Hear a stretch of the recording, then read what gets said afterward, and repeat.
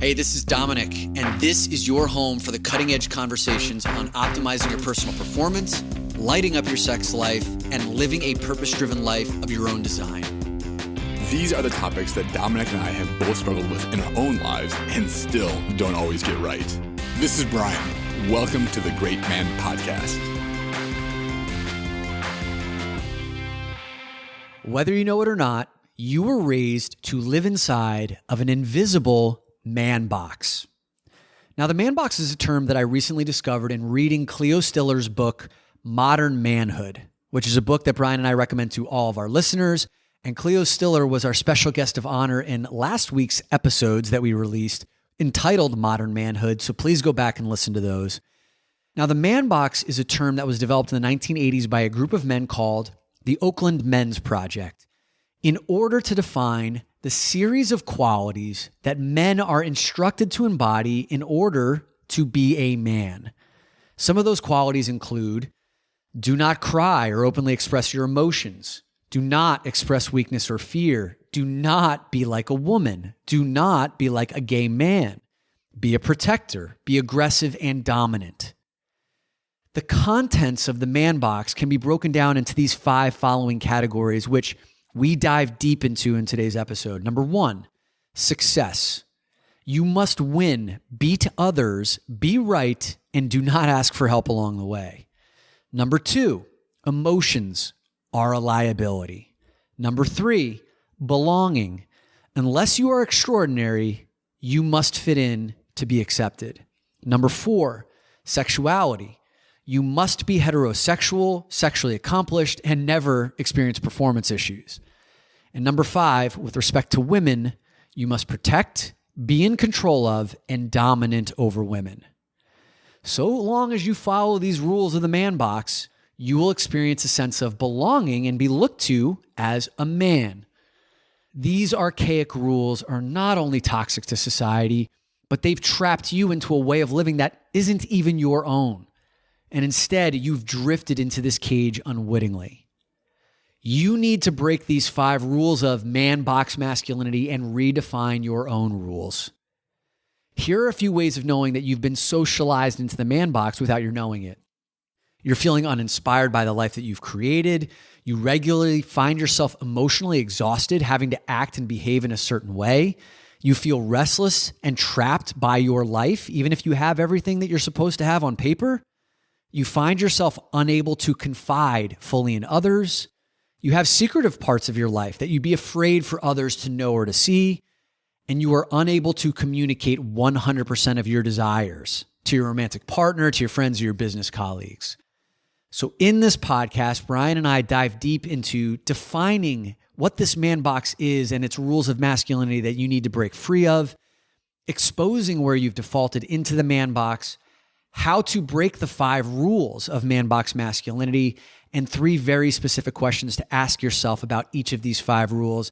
And we've summarized all of these neatly into a free PDF download to help you redefine your own rules of masculinity, which you can download at doinnerwork.com/5 practices, doinnerwork.com/5 practices.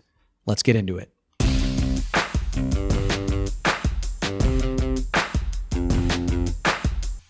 All right, buddy, I'm still flying high from our Discerning Dick Sexual Wisdom for the Modern Man, a live event that we hosted here in New York City last week. We had a special guest, Cleo Stiller, who's an amazing author of the brand new book, Modern Manhood, Conversations about the Complicated World of Being a Good Man Today. You and I both had the honor of being interviewed in that book, and we had this really vibrant live discussion. We turned that into a podcast, which we released just last week. Everyone's got to go listen to it. And required reading for everyone who's a listener, man or woman of this podcast, Modern Manhood. Go get it on Amazon right now. One of the things that you and I have not been able to stop talking about since reading the book, since last week's conversation, is this concept of the man box, which Cleo introduces very early on in the book. It's not her concept, but it's something that came out in the 1980s, developed by a group called the Oakland Men's Project. And the man box is this small set of behaviors and things that are acceptable that men get socialized into at a very early age that tells you whether you are a man or not. And there's a series of behaviors here inside that man box that allow you to be accepted. And I'll go through those in a minute. But once we started talking about this man box, you challenged it and you started asking a bigger question. I thought that was really powerful. And your question was? Yeah, my question was, okay, this is the man box in which we're all born into, essentially. Like, why can't we design our own? And it's another way to ask the same question of like, how do we just be our own man? Like, how do we go about doing that? And what's in this man box, and Dominic, I think you're going to go through it, and what Cleo wrote about in her book, it's all of the beliefs, the behaviors that cause, quote, toxic masculinity, which is all the stories in her book and all the behaviors that come out because of it. So if this man box that has been defined for us is actually causing all of these problems in our relationships and in our lives, then like it's time to define a new box. That's right. One of the biggest things we are committed to with the Great Man Within podcast is to help you to live a life of intentionality, right? Like so that you are lit the fuck up by the life that you are living, that you are creating. And that carries over into your relationships, sexual and otherwise. That carries into your work that you're doing. We want you to break free from drift and to design a future that you can't wait to live into. And yet, in a lot of the work that you and I do, we come across very accomplished men who are quite successful, who are quite ambitious, who have everything on paper, and then internally start to feel this sense of restlessness. Yeah, a phrase that you always use, that I love this phrase because it's so clear, is that like when we follow the rules of the existing man box, the one that's given to us, and we can tell you what happens at the end. At the end, guys become publicly decorated in some cases, not all cases, but publicly decorated and privately confused. Right. And so it's this like surface level of like, hey, I've really made it. Like I've defined success and I've hit all the boxes, but for some reason, I still feel like crap every day. I still feel unfulfilled. I'm still stressed out. Like, why am I not fulfilled? And the only answer to that, like if you were doing all the things that you thought you were supposed to do and you're not feeling fulfilled, it's because you're living out some other expectation that someone else has set for you that they told you was going to bring you happiness or peace or fulfillment or a sense of purpose. And you're not feeling it, which means you're inside of a box, my friend, that you have not designed yourself. It's someone else's. Yeah. And the whole reason why we renamed our podcast, The Great Man Within, is that we are firm believers that every man has two men living inside of him. Most men will settle for what we call the good enough man, right? The man who's got enough money, enough praise, enough in his relationships, but he always wants more. He wants more money. He wants more fame. He wants more fulfillment, but he's not willing to go out and get it because he's worried about fear of failure or rejection or stepping outside of his comfort zone or breaking something or having to endure pain. So he'll settle for a lifetime of incremental movements. And that man will live out the definition of hell, which we've talked about a number of times on the show, which is at the end of your life, the man that you became meets the man that you could have become. The man that you became meets the man that you could have become. The man that you could have become is the great man that's living inside of you. And you've had flashes of him, right? He's the guy who kind of shows up when you've shown an extraordinary amount of courage. He's the man who knows how to take that next step without grinding his wheels. Like he's the guy who steps forward when times are tough. And you felt him at periods, but then you default back to what's easy and what's comfortable. And default is the key word there. It is truly the easy path. It is the easy path because it's drift, and that's what that is. And the man box, which I'd like to now dive into specifically, is the default because most men are socialized into it. So here's the default man box. So this is what basically defines what a man is supposed to be. Do not cry openly or express emotions, maybe with the exception of anger. Do not express weakness or fear. Demonstrate power and control at all times, especially over women. Aggression and dominance is rewarded. Men are supposed to be protectors. Do not be, quote, like a woman. A man is considered heterosexual. Do not be like a gay man. A man is tough, athletic, has strength, and is courageous at all times. A man makes decisions and he does not need help. And he views women as property and as objects. As I read through that, Brian, I'm just curious, like, how real has that been in your life experience? Dom, the first time I read through that man box and the little graphic that she has in the book there, I said, yeah, that feels right. Now, some of it felt a little bit more old school than what I grew up in. It wasn't the on the nose of like women are property, right? For example, like that one felt a little bit out there. But I can tell you, I did grow up and this wasn't because my dad taught me something, but it was just something I grew up with, that like men are the dominant ones, the leaders, the providers, and need to be right. And therefore, because I'm right, the woman in my life, like, it can't be. Right. And because I need to be right, that I don't have to ask questions or really listen. And so while like the idea of property didn't sink in with me, the idea of better than certainly did. Yeah, right. So you're talking about kind of like maybe we've chipped away, we've made some progress, but there's still a lot of shit caked on the system. There's still residue that needs to be unfolded. I know that one of the things that Cleo said at the Discerning Dick event, she said, as you read through these characteristics of the man box, there are plenty of men who feel this way, who live this way naturally, and then assimilate quite nicely inside of this man box. Their experience is quite pleasant. But for many of the men who don't feel aggressive or dominant, for the men who are gay, the men who don't see women as property or as objects or someone to assert control over, then in order to feel like a part of the group or to feel like you're accepted as a man, then you have to assimilate outside of what's really authentic for you. And maybe in the short term, you can feel a sense of belonging, but in the long term, you can start to feel like restless, right? Like something's not in alignment. And I'm going to take a quote directly from the book here. So there's apparently a study done on this man box. And here's what the study says, because I think it's quite a powerful assessment. Young men reap certain benefits from staying inside the man box. It provides them with a sense of belonging, of living up to what is expected of them. And I see your head nodding as like I'm reading this, because that's true for me too. Friends and parents may praise them. However, when those same norms tell men to be aggressive all the time, to repress emotions, and to fight every time someone threatens them, the man box demands that they pretend to be someone that they are not. And the study results show how violent and lonely the resulting life can be. Yes to all that. Dominic, when I look back at my life and I look at some of those moments where I felt like I had to step up and prove my manhood, it caused a lot of trauma. Talk about the time at the party where you felt like you had to shut some guy up and how you went about doing it. So, Dom, going back to college, I'm about 21 years old. I'm at a friend's party. She's a woman, and there was a guy at this party being obnoxious, both hitting on women, being loud. And I took it upon myself. I said, this is where Brian steps up, because A, he's a protector, right?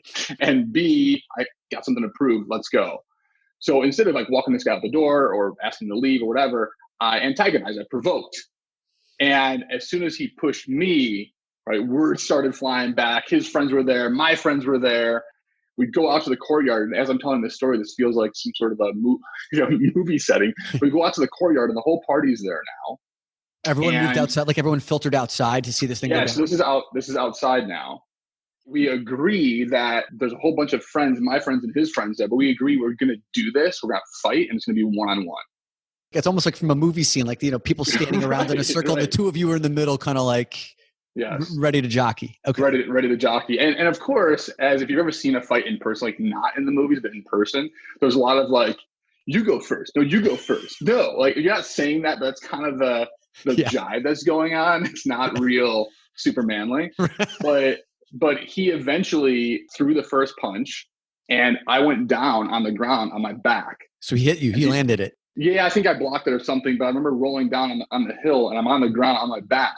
And he went to hit me, and I grabbed both of his wrists. And at this point in my mind, I remember this. I'm on my back, but I got this guy. This is not going to be a problem.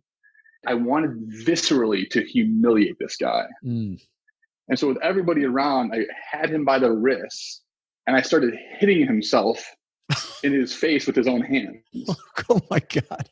And I started saying, stop hitting yourself, stop hitting yourself. At which point he got really pissed off, as you can imagine. And he came down and bit my nose. Jesus. And when he bit my nose, I was like, oh, this is for real now. Like this is really happening. I flipped him over, ended up twisting my ankle in the meantime, and then boom, hit him once in the face. And he was down, blood is everywhere. And now I'm concerned. Not for him. I'm concerned that somebody had called the cops, a neighbor had called the cops. I hear the sirens coming. And so the next thing I find myself in is in the shower, rinsing off all my blood because I'm afraid the cops are going to come in and take me to jail. Shower at the party. Well, it was in the same unit, the same building as my apartment was in. Okay, got it. So I ran into my apartment, hopped in the shower, took off all my clothes, rinsed off all the blood just so I could have some level of denial, apparently. Yeah. So that's a man box story. Yeah, I mean, well, let's unpack this for a second. I mean, first of all, as evolved as I'd like to consider myself, I still laugh at the idea of you being on your back, holding this guy's hands and punching him in the face with his own hands and saying, "Why are you hitting yourself? Why are you hitting yourself?" That's what an older brother does to a younger brother, right? And it seems silly and it's funny, and at the same time, it just goes to show how fucked up we can be as men. Like how quickly something as simple as someone's speaking out of turn, maybe is disrupting the party, could have easily been diffused in a variety of other ways, now turns into this like violent situation where I don't know how many, like dozens of people at this party are now witness to. You could have had like this guy could have bit your nose off. Who knows like how crazy he was. And maybe you did some irreparable damage to him. Like it shows how fucking quickly this stuff can escalate unconsciously. Like we don't even know, you probably didn't even know why. That's it, Dominic. And when we're living in this man box, we don't really realize it. All we have is stimulus and response. Boom, boom, boom, boom, boom. And my rules that I was playing by, my beliefs is I'm at my friend who's a woman's party. There's a guy being obnoxious. Brian is a protector. And I need to prove that I'm a protector, prove my masculinity. Yeah. Therefore, boom, I'm the one to take care of this problem. And by the way, Dominic, this is one story of many. Yeah, right? Yeah. And I feel like there's years of stories of continuously proving that like I belong in this box. Yeah. Like I am fully man. Well, so I mean, after it was over, I'm just curious before we move on to this next topic of conversation. After that fight was over, what did your boys say to you? Like, what was the impact on your reputation? Oh, reputation. I mean, this goes to the quote that you just read in the book. I mean, I was a hero. Yeah. People were looking out the window from my apartment as the ambulance came and took this guy off a stretcher. And they're like, holy, like you messed that guy up. Like, God, you hit him one time. And it felt really good. Don't fuck with Brian. Yeah. Yeah. So the guys looked at you as a hero. What did the girls look at you like? From my perspective, same thing. Hero. And Brian's thank you, Brian. Thank you for taking care of this. Ah, right. Because he was the obnoxious dude. So it's like not going to go down under Brian's watch. Right. So the man box, because like the reason why the box exists is because there's a lot of praise and there's reinforcement of that behavior. So I would imagine even if you felt a little bit shitty or even afraid of maybe getting in trouble for that, it probably fueled your fire to do more of the same in the future. Absolutely. Yeah. Yes, absolutely did. And Donna, this is a topic I think we'll get into a little bit later in this podcast, but there's this idea of, and I have two younger sisters too. So I grew up very much with this idea of protector, especially when it came to females. And the question that I have to ask myself now that I'm not 21-year-old Brian, I'm 39-year-old Brian, and we've been doing this work is why am I doing the things that I'm doing? And this could be like starting a fight. It could be buying flowers. It doesn't really matter, right? But usually within the man box, and the part that we don't recognize is that it's tactical and it's for us. It's for our own ego, for our own satisfaction. So in that fight, when that guy, now this is upon reflection, when that guy was being obnoxious at the party, I didn't go, I wanted to diffuse this so that my friend who's having the party can have a great party. Right. That's not what I was thinking. I looked at it as an opportunity to prove who I am as a man. Right. And then jumped at it. So it was for my own gratification, my own ego. Short term worked out really well for you, but then I know long term, that there were more fights in your future, and it escalated into certain places that we don't need to get to today in today's conversation. But like you didn't feel good about it, and it put your safety at risk. And you're like, okay, I don't want to be this way anymore. But again, like at that point, your identity can become wrapped up in, well, I am the fighter. I'm the protector. I'm the guy that people can look to. Like the idea of giving up on that feels almost, it's a scary proposition, because then who are you when you're not that guy anymore? Right? That's exactly it. And to give just a 1 second preview on that is like when we are that guy in that man box, collateral damage happens, right? Just for that instance alone, I twisted my ankle, couldn't walk right for 2 weeks. Right. Really right. simple one. Hurt my hand when I punched him, but that healed in a few weeks. So the collateral damage for me personally, not him and not anybody else, but for me personally, was fairly minimal. However, as that behavior continued, I wound up in jail one night. Not that night, the different night, because of the same sort of situation. Yeah. Right? That's something that took years and lawyers and everything else to get through. When we have to prove ourselves that we are this winner of all things that is in the man box as is explained to us, collateral damage happens. What happened the night that you ended up in jail? I could almost tell the exact same story, Dominic, only this time it was escalated because I had my sister in the room. I had one of my best friend's sisters in the room. So it was all kinds of reasons to be protecting. And I had good reason to protect in that case. But this time, instead of using my fist, I grabbed a bottle, broke a bottle, and said, "Get out of here." And I ended up actually accidentally cutting the guy. I didn't actually go after him, kill a guy. Right. But I ended up going to jail that night. I ended up having to go to court. I ended up having to go through all spending money and time and ended up going through community service, right? All of these things, all because I had to prove who I was as a man. Yeah. And I mean, just hearing that, breaking the bottle, I mean, that is an escalation from using your fists to now using a potential weapon. And I know you, man, I know your heart. I know the kind of man that you are. And at the same time, it's you would never want to hurt somebody. And at the same time, when you've been in situations like that so many times before and emotions take over, the heat of the moment, right? So let's just say this guy ran and jumped and attacked, who knows what the hell happens, right? That first story you told, the guy bit your fucking nose. Right. I've blown a fuse. I've seen red before. And it's hard to know what you're capable of in those moments. And so the point is that when we are not inspecting our behaviors, when you've assimilated into a box that told you what was okay, what was valuable, you being applauded, you being heroic, ends up in a situation where you could be in jail or worse, or even if it's not that extreme, these feelings of feeling trapped or restless or not connected, just bored by your life, not inspired by your life. These are all signs and indicators that you are inside of a box that you have not defined, that does not work for you. So let us go into these components of the man box. And you and I, we talked about this beforehand. We started to look at these categories, and we really think that there are 5 categories for you to redefine your own man box. Right? We're going to get rid of the man box that you've been drifting in for so long in many of those areas. And it's now time for you to design the man box of your future that inspires you, that raises your performance, that connects you to the highest potential. And the 5 categories are this. Number 1, how do you define success? Number 2, what is your relationship with emotions? Number 3, how do you get your sense of belonging, acceptance? Number 4, what is your relationship with sexuality? And number 5, your relationship to women. So success, emotions, belonging, sexuality, and women. Now, I'm going to be going through each of these 5 categories and asking Brian the same 3 questions. Here's what they are. What did you learn, and what was its impact on your life? Where did you learn it, and what do you want to upgrade? So for example, in the success metrics category, I'm going to be asking Brian, what did you learn was supposed to be successful as a man, and what was its impact on your life? Where did you learn it? And what do you want to upgrade now that you're designing your own box?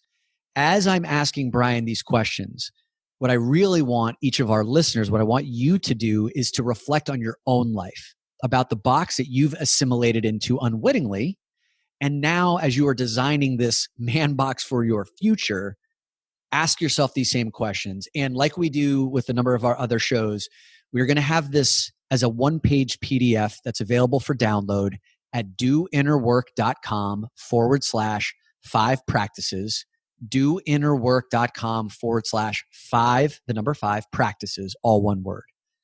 So Brian, category number 1, what did you learn about what success was for a man and what was its impact for you in your life? So success as a man was being a winner, right? My value came from a place that I was proving, and I think that's a big word here, is proving that I was physically dominant, mentally dominant, right? Eventually financially dominant, that with women I was dominant, that I could do what I want, I could impose my will, period. And that meant a couple things. It meant that I had to do it on my own, that I had all the answers. Yep. And because I had all the answers, there wasn't really a reason to ask questions or to listen. But I think success was being able to impose my will with sports or school or business, or it didn't matter. But that I had all the answers and I could lead from that place. Great. So what was the impact of that on you over the course of your life, that belief? Well, from a do it on my own perspective, it meant that, and I already mentioned this, but I couldn't ask for help. Right. I had to do that all on my own. It meant that I didn't really listen because I was supposed to have all the answers. I think those are probably the two biggest themes that have come through to where I am here at the age of 39. But I think the other big impact, Dominic, is based on the story we just talked about, was to prove that I was dominant in all these areas. And that meant that, and we'll get into this, I think, into the belong section, but like I was in constant competition. Right. At all times. Right. So the lessons that I learned in sports within those confines extended to the other areas of my life. Yes, what I'm hearing is the pros of that are you learn how to build a certain level of independence, of being able to go out on your own and get certain things done. The limiting upside around that is doing it all on your own. And we've talked about this before, is slow, it's shallow, it's incomplete, right? Like you don't have an opportunity to lean on other people. So where did you learn these concepts around what success was supposed to be for you? Definitely with sports. There is two things I remember in sports, Dom, that I played through the rest of my life. And one was like in sports, like don't get too high and don't get too low. Always play it right in the middle. And so, and when I say in the middle, I mean like emotionally. Yep. So in order to win, right, in order to be successful, I couldn't have some of those emotions. Yep. And so I think what I learned was from the sports influences, from cultural influences. And I think I grew up in the Midwest, I grew up Christian, right? My dad taught me all kinds of great lessons. And I was a brother to two younger sisters. And so I definitely learned the protect mode from being that person, which isn't, by the way, is not a bad thing, right? But it's how I implemented that throughout my life. Well, when I think about the protect mode thing, so like I'm a younger brother, I didn't have quite the same thing about protect mode, but I know growing up, there were a lot of my friends who had younger sisters, and there was always this like social approval of friends that was like, hey, when my sister gets into high school, there's no way she's dating any other guys. Right? Like there's no way that she's going to be dating guys. I'm going to look out for her. Or some dude is going to have to go through a gauntlet if he wants to date my sister, right? Because like I'm going to protect her. And then you watch in movies, like, the imposing father coming to the door and, intimidating the shit out of the potential new boyfriend and that is actually applauded by other men, right? Yeah, so like, and that, by the way, it wasn't just a movie. That was real life for me. That was in real life too, right? Yeah. So it's applauded, right? So like, where did you learn it? You learned it from everyone that was around you, all of your friends, all of the movies. I think about Maverick and Top Gun, is like the quintessential lone wolf who's now a hero, who ends up getting, spoiler alert, goose killed, because of his bullshit, but he's still a hero in the way that movies are portrayed. We learn it from a variety of sources. So what is the statute of limitations, Dominic, on spoiler alerts? Yeah. I mean, I feel like Top Gun it's a complicated one because it came out, 25 years ago, but now it's coming out again. So I don't know what the rules are on that. Yeah, I think if you've had 35 years to watch something, I don't know if I need to give a spoiler alert anymore. Fair. Okay. That's a good question though, Bri. So having said all that, around success metrics up to this point, what do you want to upgrade? So this is your forward looking, if you're defining your own box, what do you want success to look like for you as a man going forward? I want to know what actually fulfills me, what actually makes me happen. And I've done an inventory in my life of the different activities that I'm doing and how I actually connect to what those are.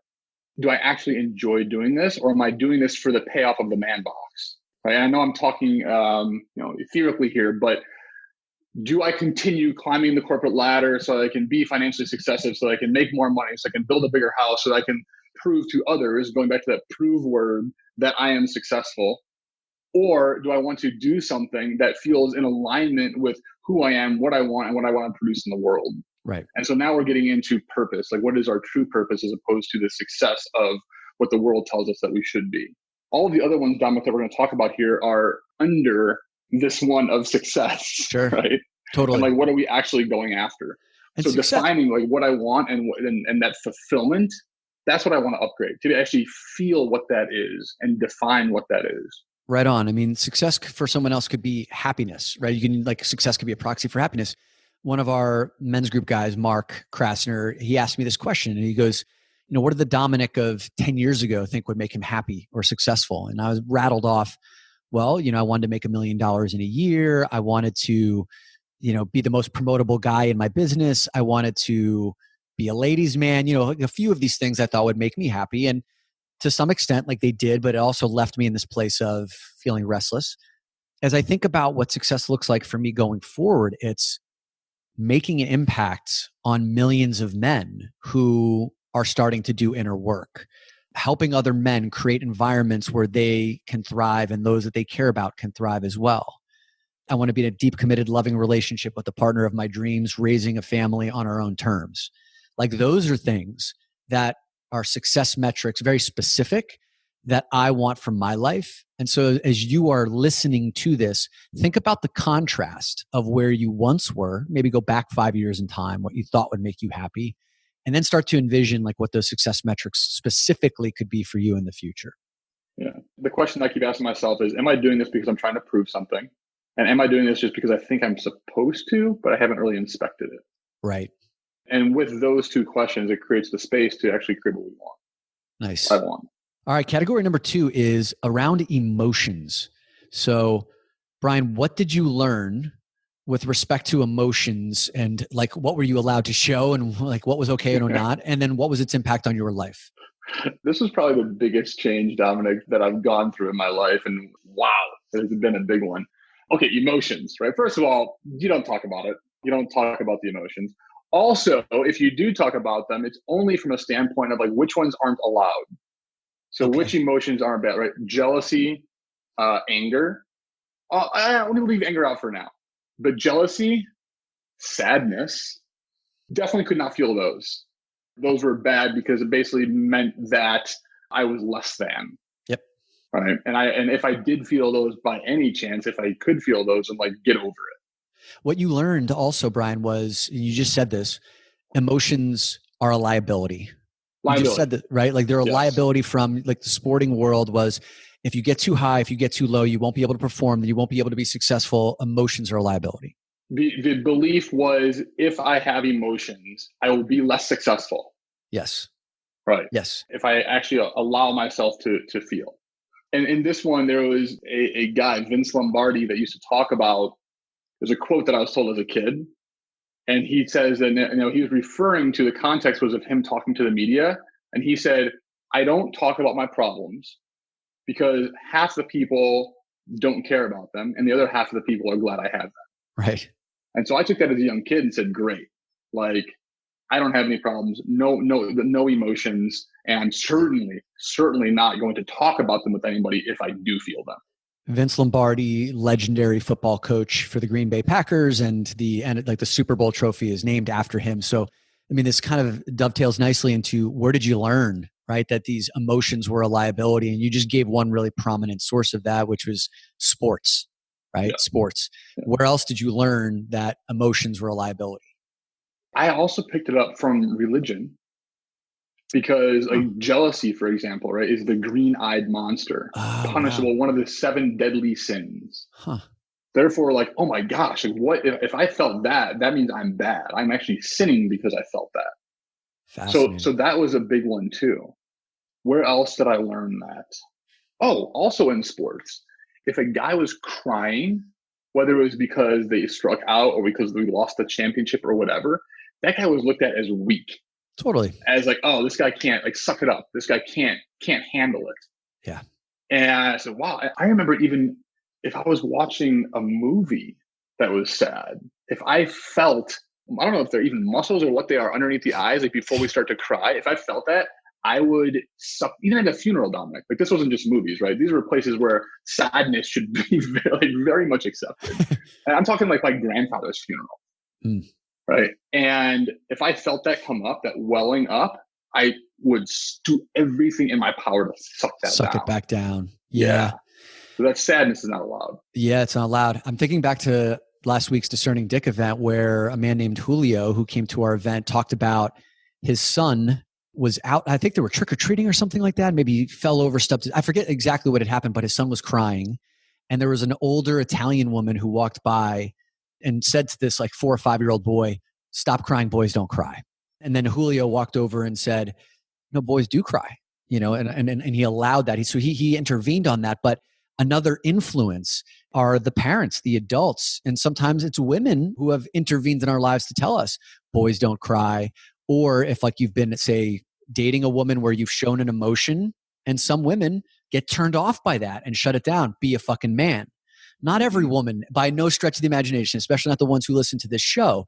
But we have had many men come to us and say, yeah, like as soon as I've shown emotion, my woman is no longer turned on by me, or she'll tell me to suck it up and don't be a pussy. Right? We've heard that too. So these are sources that tell us that emotions are a liability. So, yeah, those emotions are weakness. Right. Or they show a sliver of weakness. And Dominic, this, as you know, like I ran a sexual health company based on my inability to actually go to the doctor. Because even going to the doctor, Dominic, in the back of my head was weakness. It was scary. Right. There's something It wasn't wrong something with I wanted to process or deal with. Right. So this goes beyond just these emotions of jealousy and sadness. And anger, by the way, I put that on hold for a second. But when we're talking about emotions, anger was okay in certain circumstances. Right. Anger, a fight at a party that causes anger, great, take it out. On the basketball court, great, like use that anger, let it fuel you. Like that was okay to a certain extent. That's right. And you were just told a story about where you were considered heroic for showing anger, even though it was unhinged anger, even though it was right, like unconscious anger.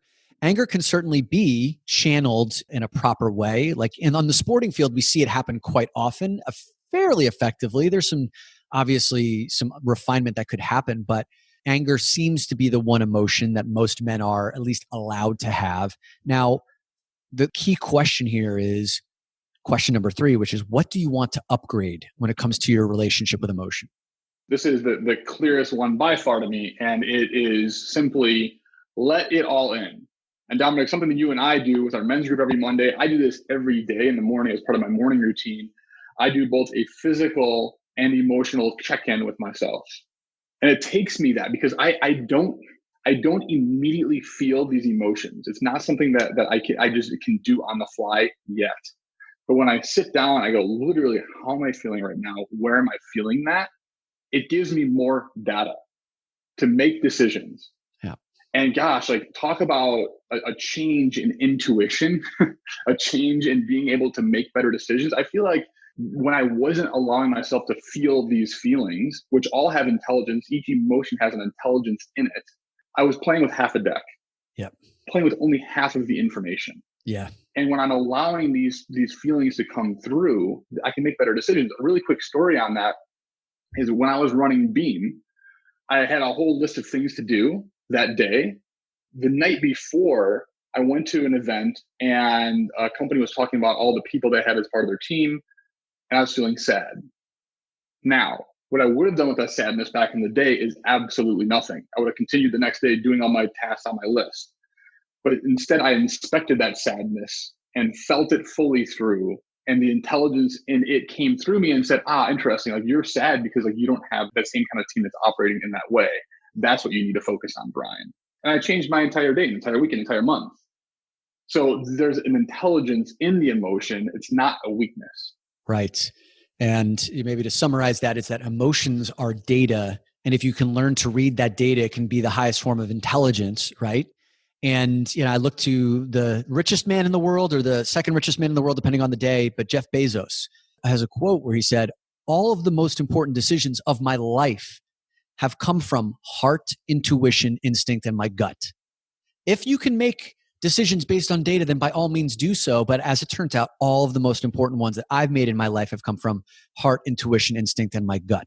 Those are emotional sources of data. And he's curated such a relationship with that that's trusting, that has allowed Amazon to become one of the most successful businesses ever, because they're blazing new trails and there really isn't any data when you're talking about new frontiers like that. So I think for the future, I would be on the same path too, is to welcome and appreciate emotion, to refine my understanding of that. Let's move on. Let's move on to category number 3. Dom, one more point on the emotion, because I think it is so important, is we don't have to be, one of my fears about feeling emotions when I was living in this man box was that, well, if I feel the emotion, then I'm not going to have any control over what I do. Yeah. And that's not the case. Just because I feel something doesn't mean I have to act on it. I can feel it, pause, and then decide. I can bring in all the logical data that I have. I'm not saying logic and mind is bad. Yep. I'm saying let's add the emotional data to it and then make decisions and then move forward. Right on. All right. Category number 3, Brian, is belonging. What did you learn would allow you to belong in your friendships, in your work, on your sports teams? And what was that teaching's impact on you? This one I think is more straightforward to me. And it's the rule, or the belief that I had was compete first, and then people will fall in line. Therefore, I had to compete in everything, in all parts of life, at all times. Yeah. What was that impact on you competing in every environment you went into? It drove a lot of anxiety. It drove a lot of anxiety. It drove disconnection. I couldn't connect with people at a real level because I was always trying to figure out, how do I one up this person? Yeah. How do I dominate them? I remember you came to the first men's retreat, right, that I ran a few years ago. And like you said, that your experience was you walked into that retreat and you kind of looked at all these other guys and you were like, okay, like who's my person, who's not, who's the weak one, and there was like this natural separation that you just kept in the group that stayed there for the first 48 hours. It was only until like the last 24 where you let that guard down and were able to connect with these other men. And also levels of friendship, Dom. So if we combine these two of emotions and belonging and not showing weakness, like even with the people I did know that I considered my friends that I wouldn't normally quote compete with, the depth of conversation, the depth of connection was shallow. Yeah. Because we weren't talking about the real things that were affecting us. Right. So then where did you learn this? Through conversations growing up. Like just where did I learn? I learned it again in sports, and I feel like we're crapping on sports right now because there's so many great elements. I mean, if we did the inverse of this podcast around team and responsibility and ownership, right? Sports teach a lot of really great things, but I definitely learned that competing, looking across that line and seeing the other team, sizing them up, figuring out who I'm going to guard, right? But I did that throughout my entire life. I kind of didn't leave that on the court. Yeah, I mean, it's very similar. And also like fraternity, when I think about that in college, there was a clear, okay, you're with us or you're not with us, and it was like, okay, so anyone that wasn't with us, they were losers. There was something wrong with them. We looked down upon them. That was like the pervasive belief. And then even inside of our own fraternity, there was like a certain way of like you had to be. And if you weren't, if you didn't have that certain type of sense of humor, right, which was degrading to women or sarcastic or, fuck this, fuck that. If you weren't that, then you weren't appreciated. And so like you kind of had to take on what was considered acceptable so that you could assimilate, even if it wasn't like your natural style. Yeah. Yeah. We call that, and Cleo talks about this in the book. It's connecting with another guy at the lowest common denominator. Right. The like locker room talk. Like locker room talk. Yeah. Exactly. Yeah. It's we're going to talk about this thing about women and sex because like I know this is safe and it makes me feel cool. I can raise my status. Cool. Let's stay there. Right. And then the us, and she said that one of the things about that is men bond through an us versus them. Right. So it's like the way that we bond is having a group to exclude, which makes us feel included. As you think about, Brian, where you want to upgrade, how do you want to feel a sense of belonging for your man box of the future? So if my success metric is having all the answers and being right, and then belonging is exclusion and like making myself different than everybody else and competing, what I want is a place of inclusion. What I want is a place of, instead of being right, being in a place of curiosity, true curiosity. and allowing people to come in. Because I look at some of the most powerful people that I've met in my life, and that's those guys. It's those guys that I can connect with immediately, that have influence on me, that I feel like I'm not judged by, that they're not competing with me. It's like, those are the guys that my grandfather, who was a pastor, he felt like that. Like Corey Mascara, who we've interviewed on this podcast, he's a guy like that. My coach, John, he's like that. Yeah. And those guys are really, really highly influential. So that's the new type of connection that I want with guys, to be able to talk about these things that are really affecting our lives. Yeah. I mean, from exclusion to inclusion. Yeah. That's awesome. From competition to collaboration. Yeah. Competition to connection. Right. I mean, and it's not to say that competition goes away entirely. It just it doesn't belong in every single context that you're operating in. Yes. There are places to absolutely compete. When I go to a pitch competition, I want to win. I want to crush it. So this is not about being weak or not doing it. And I'm glad that I've had a lot of practice in that realm, right? It is tough, but it doesn't have to be all the time. And life feels very different. Category number 4 is sexuality. So what did you learn about what was okay with sex, what you're supposed to do with sex, and what was its impact in your life? Oh man. This one we could have an entire episode on it. This is the one, yeah. We do have entire episodes on this. I think really simply, I'm going to hit questions 1 and 2 really quick. One is, I grew up Christian, therefore no sex before marriage, right? That was the rule. That was the predominant rule. What that meant is not talking about it, not doing it, not whatever. Well, I decided to do it. And the impact on my life was both internal anxiety. So I figured out how to get rid of that, drink alcohol, right? Yeah. So the impact was I was drinking more. That's how I would have sexual relationships. And 2 was my relationship with women who allowed me to have sex with them. And because they allowed that, I had a harder time respecting them. So what do you mean by that? Like, what do you mean by allowing? Well, the rule, right? The rule that I grew up with was no sex before marriage. Right? That's the rule. Don't have sex before marriage. There's no underlying layer of like why that is the case. So just don't do it. So if I met a woman who had sex with me, she was breaking that rule. And so was I, but double standard, right? I thought that you had meant that, like, one of the things that I learned, about sexuality early age was that women were the gatekeepers, right? It was like, oh, I want sex. I would always want, like, I would want, and they would say, no. And it was my job to get them to say yes. Totally true too. Agreed. Yes. Right. 100%. So I think it begs the question of, where did you learn this stuff? And I know that you just cited religion as one of those categories. Where else did you learn what was okay with sex? Oh boy. Porn, for sure. I don't know, man. I think those are the 2 major ones. Trial and error. Well, I go back to what we've talked about a few times. It's like your faith, your family, and your friends are like the major sources, right? So you already hit Christianity. Inside of your family, was sex something that was talked about, or was it hidden in dark strokes? Your friends. You and I had different experiences growing up, where I remember, like, when we discovered masturbation at an early age, you were considered weird if you were beating off. And for you, it was kind of like a sign of, oh, you're sexually advanced if you've already started masturbating. So just like those little systems that we learn very early on inside of your faith, your family, and your friend context can teach you what's okay, what's not. Yeah. I think, Dominic, the one big one here too, and you're touching on this, is as far as the gatekeeper goes. So the belief I had was go out and get it. Yes. Right? And it's, again, a competition. Yes. And so the upgraded version of this is, again, connection. Right. So what is that co-creation that we're actually doing together, where everybody's on the same page, as opposed to me extracting something during a sexual encounter with a woman? Yeah. So it's basically like, from a place of, she's the adversary. She's actually my obstacle to getting sex. And I have to somehow outwit her. I have to seduce her. Right?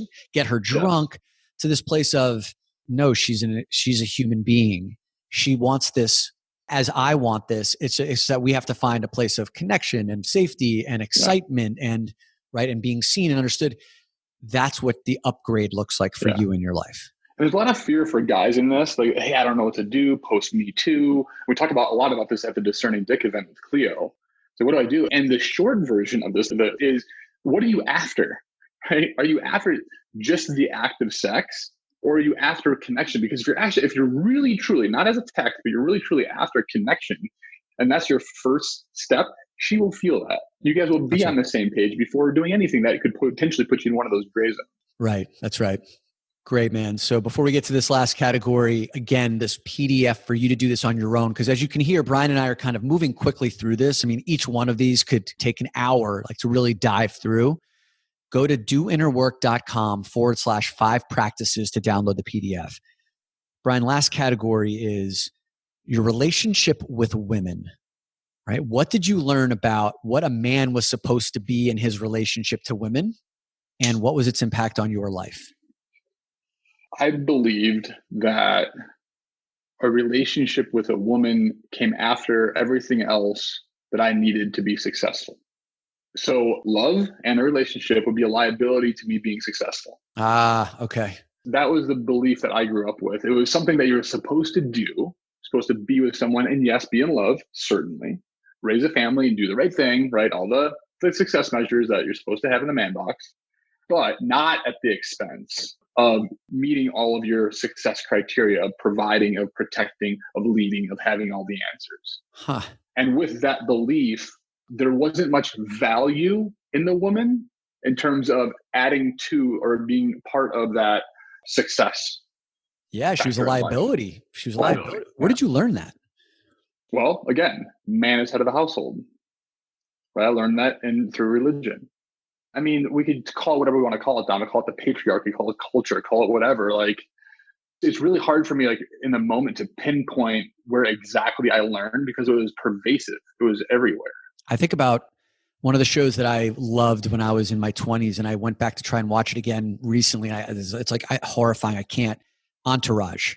It was on HBO. I remember watching it like every Sunday night. And there was this one season where Adrian Grenier, who plays Vince, like he's basically the movie star in Hollywood. And he was just like this kid in I think in Queens, New York, that hit it big. Now he's like one of the biggest celebrities. And his career is thriving until he gets partnered up in a new movie with Mandy Moore. And Mandy Moore is like his Achilles heel. So he was this guy who would sleep around with everybody, casually going from one woman to the next, and like nothing could get him off his track. But Mandy Moore was the woman that he just, like, he fell head over heels for. She broke his heart. She dismissed him. And he, through the portrayal in this show, spiraled so far out of control that everyone looked at Mandy Moore as the enemy, wanted to get her fired from the movie because like Vince couldn't control himself. And I remember watching that and saying the same thing that you just did, Brian, which was women are a liability. You have to be successful. You have to be focused on this thing, because if you fall in love with a woman, you're going to lose all sense of control. She's going to have all the power over you and everything is going to collapse around you. So we learn it from misogynistic TV shows like Entourage. And there are plenty of other examples of that too in media and probably in our lives as well. And by the way, the other belief is if I wasn't successful in all those measures that we defined in the first part of this of success, then a woman also wouldn't want to be with me. Right. Therefore, it's like this perpetuating horrible cycle of having to be successful to get someone, but then they're a liability. And we wonder why, for me, like, why would I go around with the women that I dated to go get success in other ways? Right. And so that was a big piece of it. And the upgrade of this is wildly different. It is so much fun. I'm dating someone now, as you know, and like it is wildly fun to be tapped into a connection where I can trust her instincts and intuition. I can request and ask for her wisdom and her thoughts and perspectives on things and respect that. Oh man. And it's a complete add to the success. Right. And by the way, don't tell the listeners this, but I'm not successful in all the areas in life that I would have check boxes next to, and I'm still with a great woman. And so this belief that I had before, like I had to check all these boxes in order to get the right woman, is complete and utter bullshit. That's right. And the relationship that I'm in, like, adds to all that fulfillment of the quote success measures we talked about. I remember you talking about this, man. Like you thought that in order to attract a queen into your life, that like all of these other things would have to be sorted first. And you're on your way to that, but like they're not nearly where you would want them to be, where you would think the point at which the queen would finally come to you. And you're like, whoa, she came to me before I have these things. And actually she's showing me the way in many of these. In a lot of ways, right? Right. Yeah. So it's no longer she's a deterrent or detractor, or you have to be a certain thing before that happens. Like it's all reversed. And how amazing is that? And also, we're talking about just my individual romantic relationship now, but if we expand that box into the relationships with women in general, oh my gosh, like the ability to co-create and to connect with women in professional settings, in social settings where there's not this competition of like, I used to have this belief, Dominic, if I was dating someone, I would be less attractive or women would want to connect with me less because they couldn't be with me. Yeah, right. Right? Therefore, marriage. But everyone knows. Right. Yeah. Right. And therefore, marriage was a huge liability because then I was completely off the market because that was my value that I was providing. And I look back at that, I'm like, that's insane. Right. But it's exactly how I was feeling. Yeah. And even outside of the relationship context with women, I know that many men have been trained that you go to women for nurturing, right? You go to women for solace, and women are exceptional at that, but not a lot of men go to women for mentorship, for business guidance, right? For these kinds of things. And we see it all the time in the workplace where women go to men for mentorship. Men just don't go to women for mentorship nearly at the same levels and rates. And where did you learn that? It was probably just through watching other men and how they went about doing it. And not enough men really go to women to seek business counsel or life counsel. And like, I think about my future, it's like, wow, my relationship, what I want to upgrade, I already did. I started hiring women coaches, right? You and I have gone to women's events. So like, listen, as we wrap up this conversation, the areas that you can dive into could be endless around like, what did you learn when it comes to these 5 categories of success, emotions, belonging, sexuality, your relationship with women? You could be journaling throughout the entirety of 2020 on this, still not get to the bottom of everything. But just starting to expose and create awakenings around these areas where you've been boxed in this man box that you've assimilated into unconsciously. By going through this exercise, you can start to design the box that you do want to live into. And the box we use in the best of terms, right? It's like defining the house that you want to live in, right? Like you get to design this from scratch to your liking. And the only way that's going to happen is to go through an exercise like this. So download the PDF, doinnerwork.com/5 practices, and also pass it along to someone else, then this episode and also that PDF, to someone who you think could use it as well. Dominic, to use one of your quotes, the great man within, right, creates environments for himself and others to thrive. And what we're doing is we're defining and designing what we want that environment to look like. When we look at like success and emotions and belonging and connection and sex and relationships with women, like those are the elements of the environment that we can design. It's exciting. It's fun. Hell yeah. And this is just one more step on that path to discovering and living that great man within you. Hey, if you dug this episode, how about dropping us a rating and a review on Apple Podcasts? It'll take you no more than a few seconds, and every rating helps us to build credibility with potential new listeners. And the more listeners we have, the more amazing guests that we can attract and bring on the show for you. So head over to Apple Podcasts, drop us a rating and review, and by the way, thank you.